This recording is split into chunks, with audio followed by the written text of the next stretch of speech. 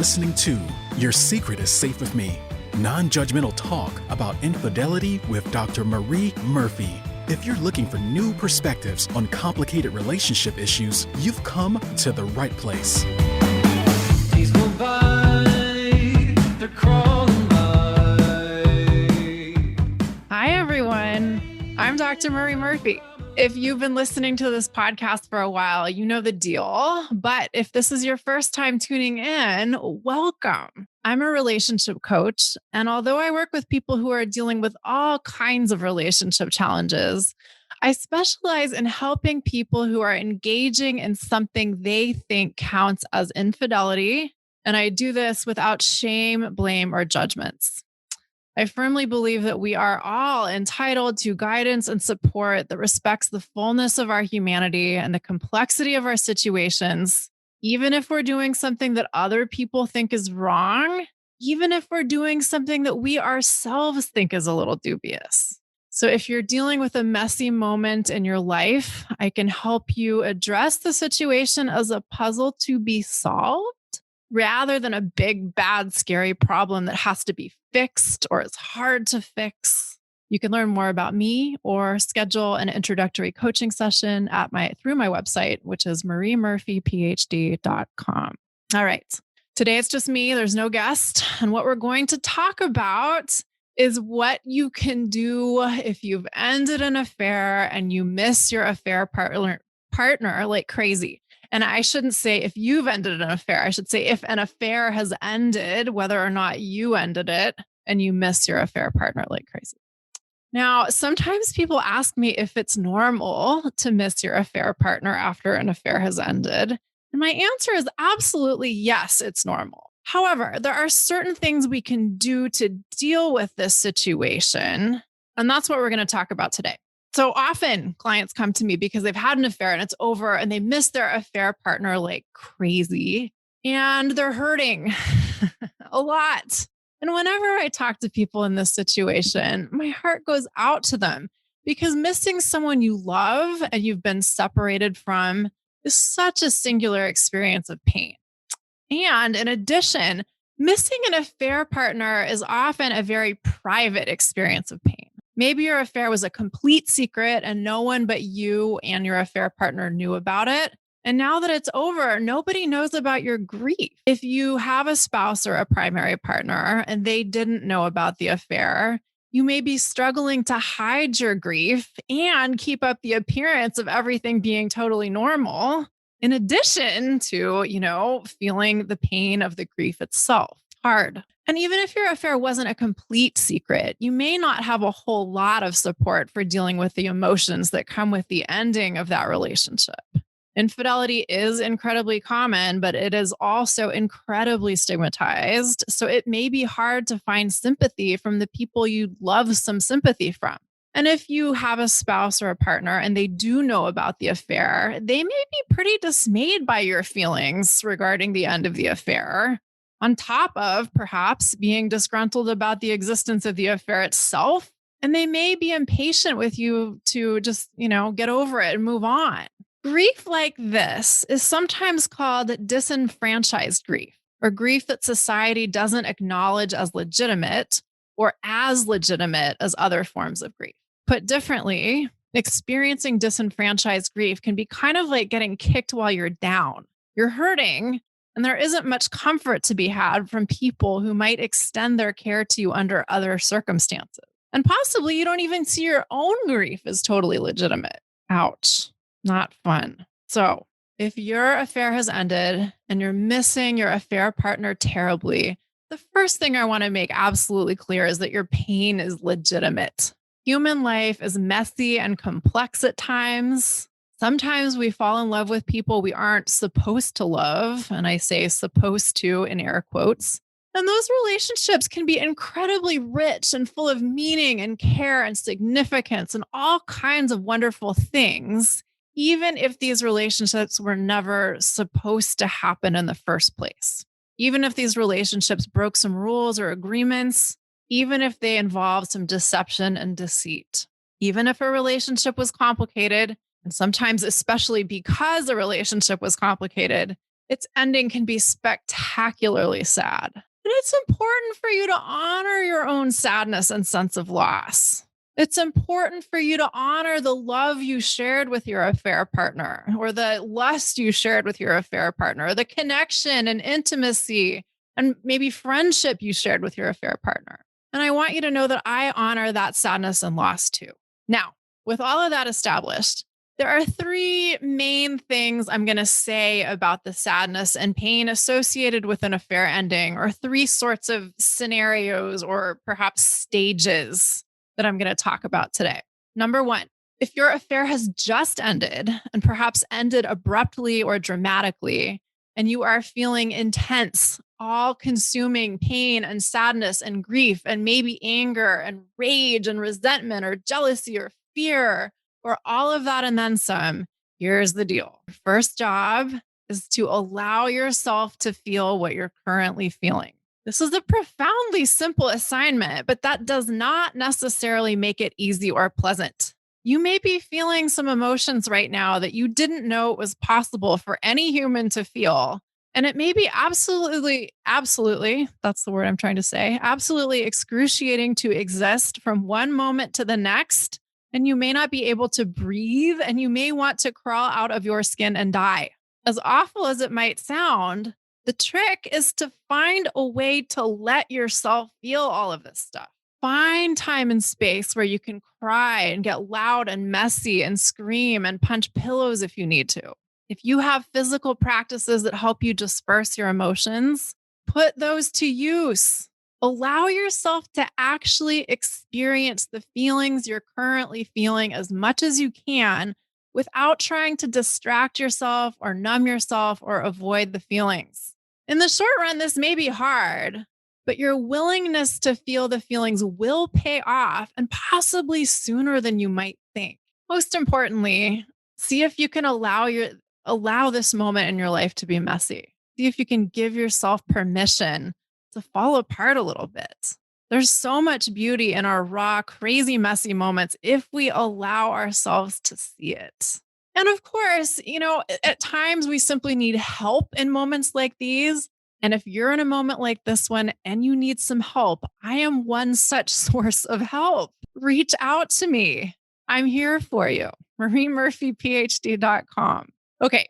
The summary of point number one, or scenario number one, is that it's so important to let yourself have a meltdown if that's what you need to do, even if you have to keep that meltdown as contained as possible within your life. Allow the feelings to be present. Now, moving on to point number two, or scenario number two. Sometimes clients seek my help because an affair has ended and they're terribly sad, and they want to know what their sadness means and what their sadness means they should do. Sometimes this scenario overlaps with the first one I just described, the things just ended and I'm totally freaking out experience. But this experience also sometimes comes later, after the most intense phase of the emotions have passed, but there are still a lot of lingering feelings of sadness and loss and confusion and what have you. Now, here's the thing. Sometimes endings are just sad. Sometimes they're really, really, really, really, really sad and painful and intense. The loss of a relationship with someone we've cared about deeply can feel insanely uncomfortable. And most of us are not very good at dealing with intense discomfort. Most of us have not really learned how to tolerate emotional pain. So dealing with it is excruciating and sometimes confusing. And this is where the trouble often starts. Sometimes, actually often, we try to lessen our pain by giving it meaning. We try to figure out why we're feeling really sad, for instance, if an affair is over, or what it means that we miss our affair partner, and what all of these feelings mean we should do. So, for example, we might tell her, if we had an affair and it's over and we feel sad, we might tell ourselves that our sadness is a sign that our affair partner was our one true love or our only soulmate. We may tell ourselves that since we miss our affair partner so much, it's a sign that we should be together. We may tell ourselves that we're never going to experience the same kind of love that we had with our affair partner with anyone else, including our spouse, if we have a spouse, or with anyone else on the planet. And when we start to tell ourselves these kinds of things, we usually feel pretty bad. We may feel confused. We may feel really sad. We may feel more deprived or more persecuted or whatever. And this is where we tend to lead ourselves astray. Many of us think that our feelings have inherent meanings that we can decode if we analyze them correctly or extensively enough. But rather than leading to enhanced understanding, endless examination of our feelings can lead to a fun and interesting experience known as paralysis through analysis, which I assure you is only fun and interesting for a little while. Now, let me make something absolutely clear. I am not saying when I say that feelings don't have inherent meaning, I am not saying that feelings aren't important or valuable. I definitely think that feelings are important and valuable. But the problem is that most of us don't realize that meaning comes from our thoughts.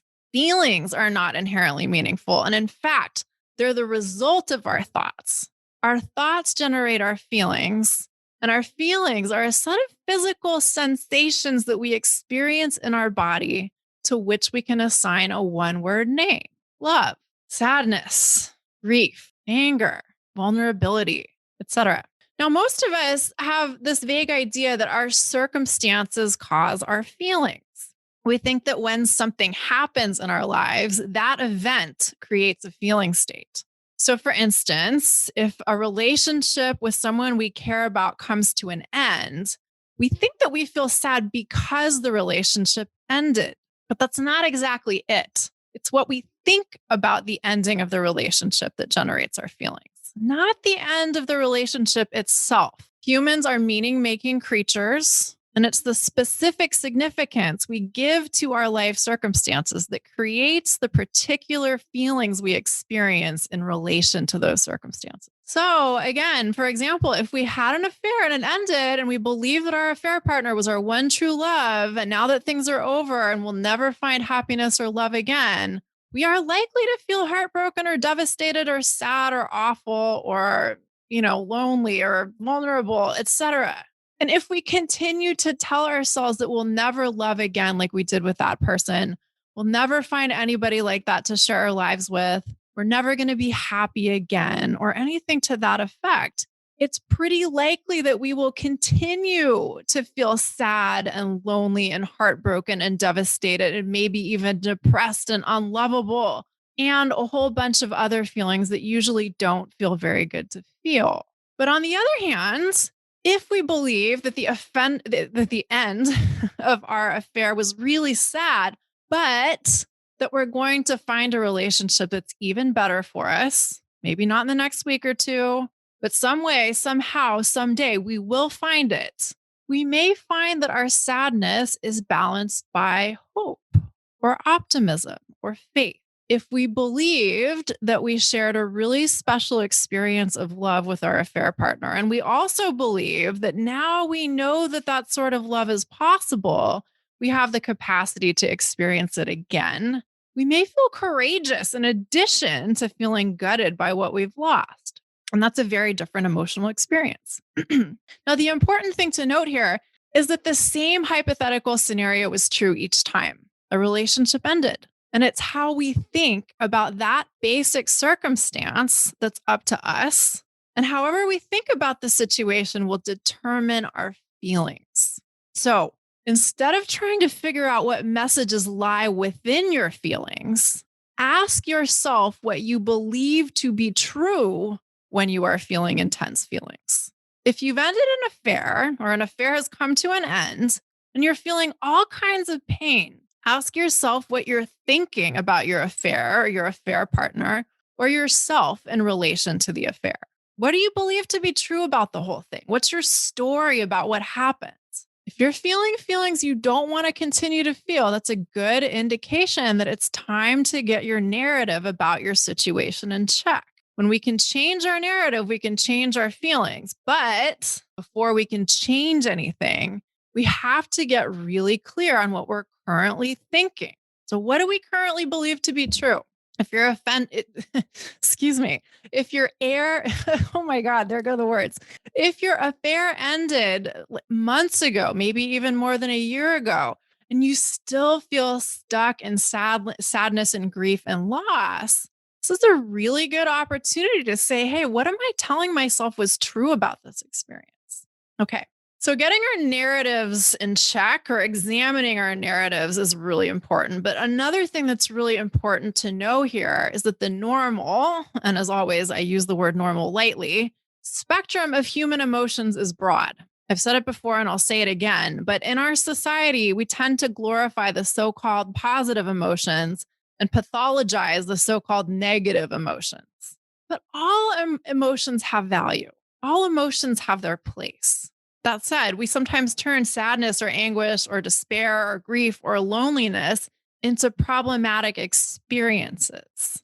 And on the one hand, I completely get it. These feelings can be really, really, really uncomfortable. But what if they aren't inherently bad? What if they're worthwhile, at least to some extent, and they're just as important to feel as all of the so-called positive emotions? Ask yourself this.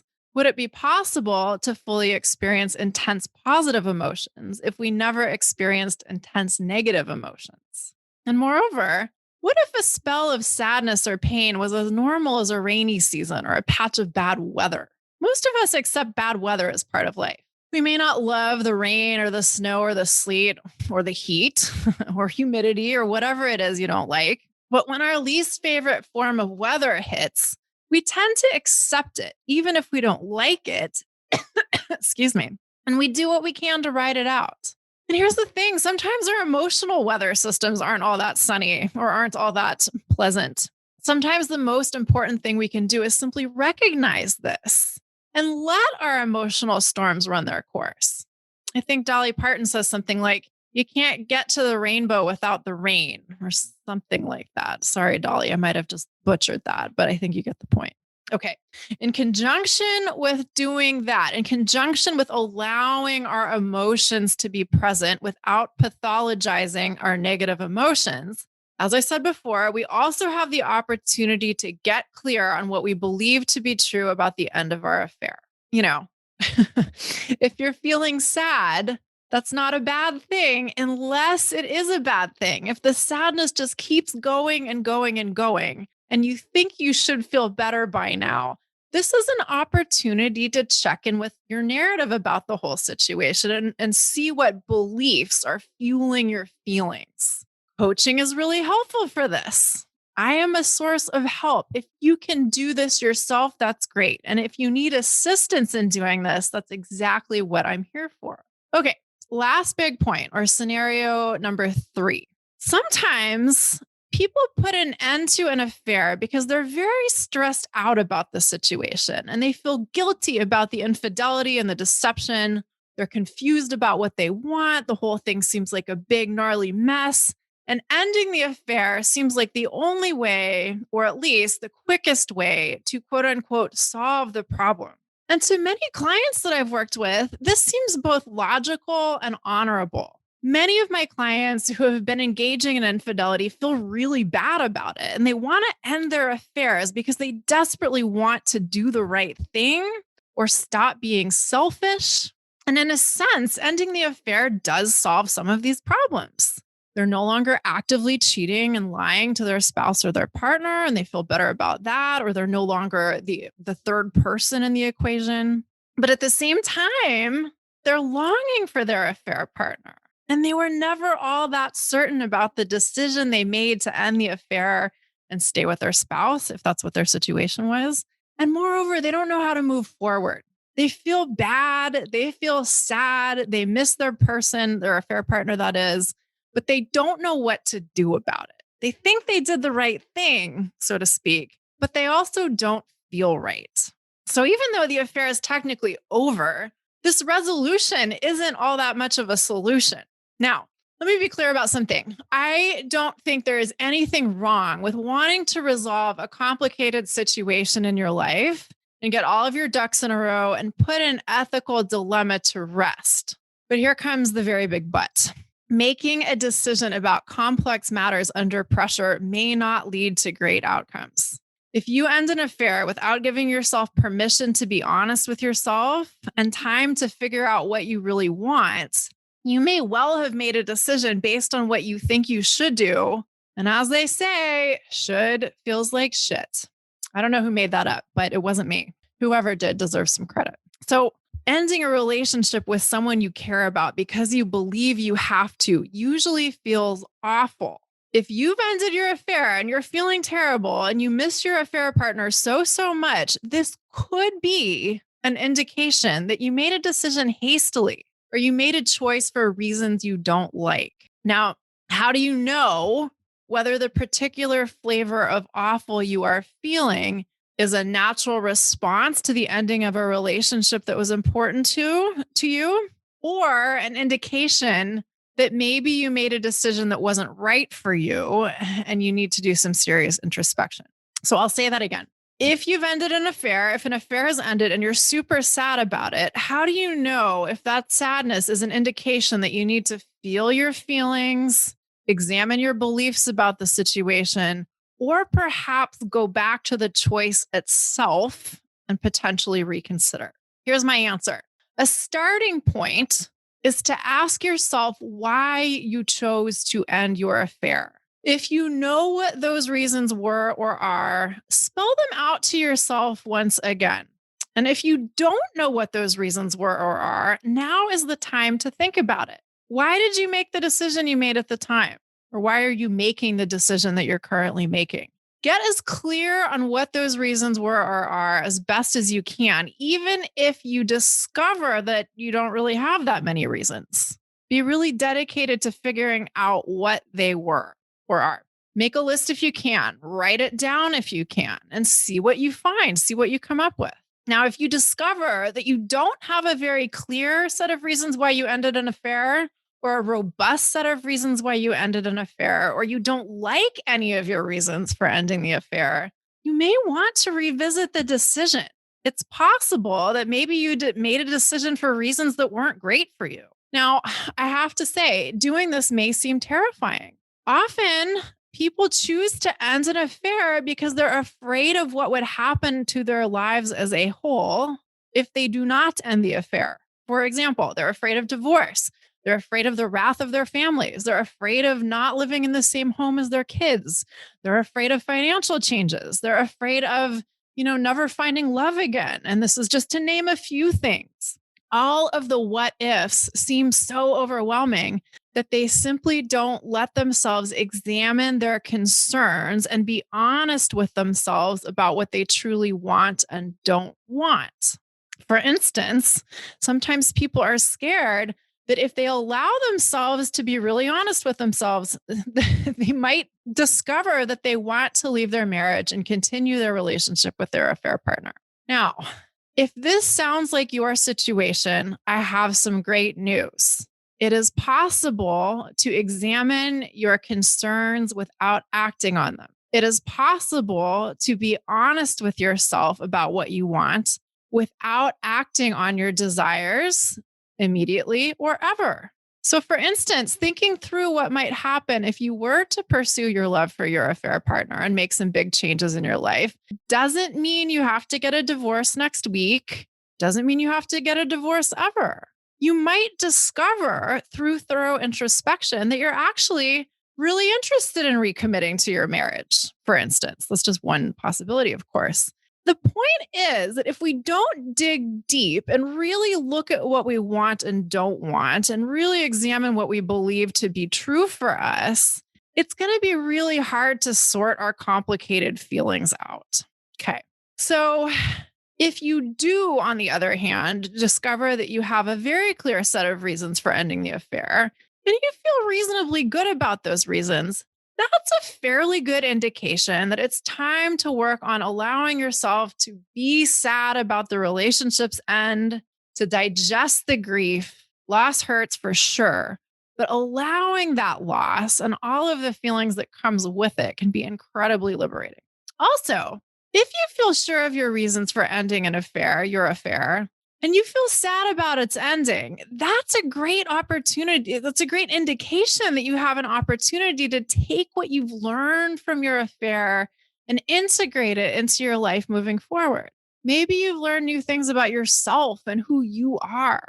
Maybe you've learned about how you want to love and connect with a romantic partner. Maybe you've learned more about yourself as a sexual creature. The possibilities for what you may have learned are endless, as are the possibilities for how you might integrate this awareness into your present and future life. Now, one last thing here. I know some of you are listening and saying, well, I didn't have a choice. I wasn't the one who ended the affair. It wasn't my decision. So what am I supposed to do about that? In some ways, this is a separate topic, but in some ways it isn't. Even if you didn't have a choice about whether the relationship continued or not, you can choose to allow yourself to have a choice about how you feel your feelings. You can choose to check in with your thoughts about the end of the affair. You can choose to examine the story you're telling yourself about what the affair meant, about what its ending meant, and what the whole thing means about you and your life and the possibilities for your romantic future. That might not seem like a huge win when a relationship you valued and cared about and enjoyed has come to an end. But for better or worse, the only freedom we're really guaranteed in this life is the power to choose what we make our circumstances mean to us. Sometimes we can change our circumstances, but sometimes we can't.